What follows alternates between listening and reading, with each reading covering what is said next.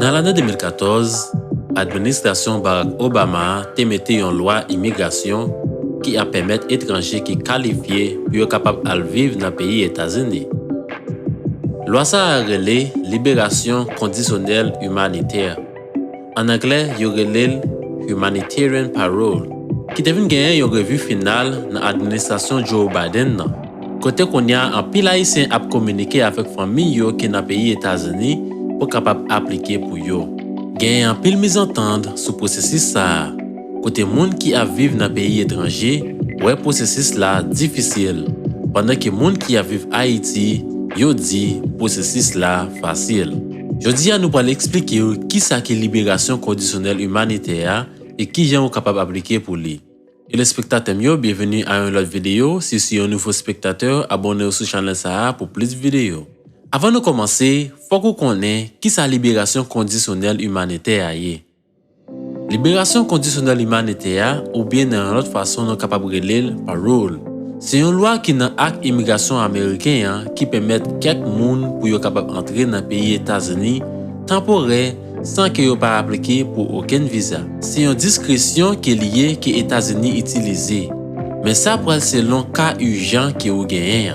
Les entrer dans le pays États-Unis par système parole ou soit libération conditionnelle ou seulement capable de rester dans le pays pour nombre de temps spécifié.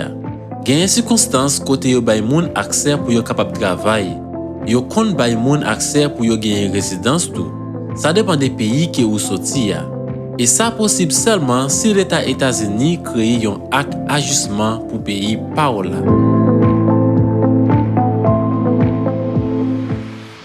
Dans le 31 août 2021, le président Biden a annoncé qu'il allait retirer tout soldat qui était dans le pays Afghanistan. Ça te cause plus que 70 000 Afghans pour quitter le pays à cause des circonstances humanitaires. Ils ont entré moun sa yo dans le pays États-Unis sous acte libération conditionnelle humanitaire. Processus ça te permet individus sa yo pour capable rester dans le pays États-Unis sans que yo pas passer sous route visa.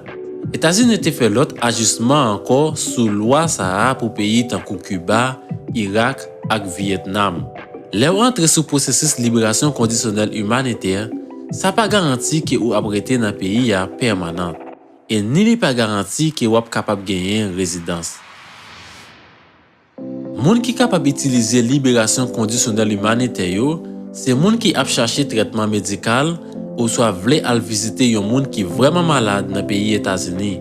Moun qui voulait aller dans enterrement famille, moun qui voulait donner organes ak moun qui voulait réunir avec famille.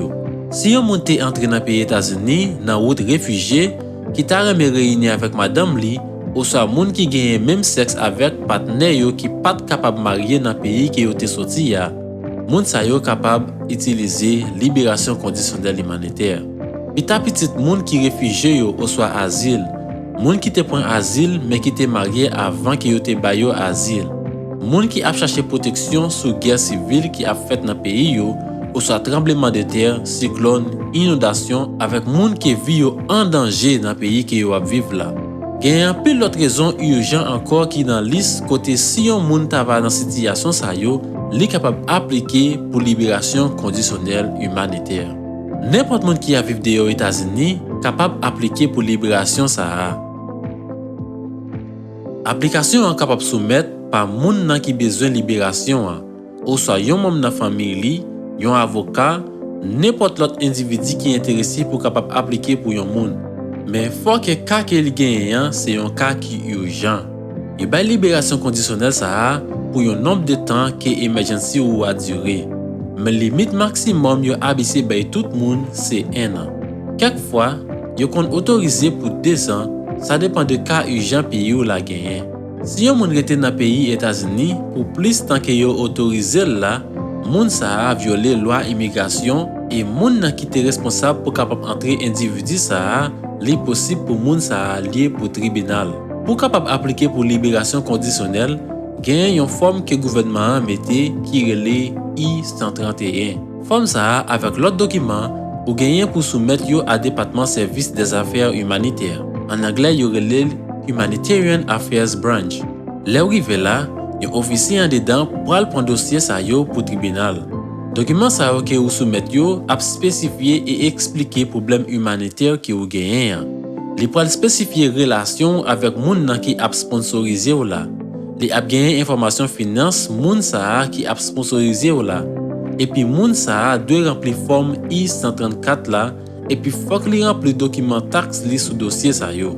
Le ou aplike pou liberasyon kondisyonel humanitaire, moun nan ki ap examine la pral gade pou li we eske ou genyen yon ka urgent vwe. Li tou pral konsidere sil apouve ou soit sil pa apouve ou, eske sa pral afekte ou. Yo gen pou cheke tout rapport kriminel ou, epi yo pral cheke si ou genyen ase l'ajan pou kapap sipote ou le ou entre nan peyi Etats-Unis. Ki kote ou pral viv e ki kondisyon ou pral viv. Si ou ta va apouve pou liberasyon kondisyonel humanitaire, konsil Etats-Unis pral bayou dokiman embarkman pou kapap pran avyon. Ou pral rempli form DS-160 la. Yo gen pou yo fè emprunt ou, e yo genyen pou yo kapap pose yo kek kesyon. Si apre intervenu ou pa genyen oken bagay ki pare suspect sou ou, yo pral bayou dokiman pou kapap voyaje a peyi Etats-Unis. Le ou resevo dokiman sa yo, fok ou tagè tan rentre nan peyi Etats-Unis pendant 30 jou apre ou resevo dokiman sa yo. Le ou nan peyi Etats-Unis, ofisye ou pral bayou yon form dokiman ki rele I-14, ki pral otorize ou pou konbien jou ou kapab rete nan peyi ya. Gen pil moun ki ta reme aplike pou fami yo, men ki pa kapab a koz de l'ajan ki yo pa genyen. Genyen tou ki we fason prosesis la ya, li vreman nouvo, fok se yon avoka pou yo peye ki ap koute an pil l'ajan. Avek l'ajan ki yo pral depanse yo, pou apre moun sa ki yo ap aplike pou li ya, otorize pou rete nan peyi ya pou selman 1 an, yo we ke sa pa vo investisman. Genyen tou ki deja komanse prosesis la, e genyen tou ki we ke aplike pou yon visa Ameriken ap koute mwens l'ajan, epi la valab nan paspor a pou 5 a 10 an. Si ta reme konen informasyon sou visa Ameriken, nan mette lien nan deskripsyon an ba. Dapre nou men, ki sa nou panse? Mersi paske nou te gade video sa a, si te reme li, pataje li avek zanmi ou, epi abone sou chanel sa a pou plis video.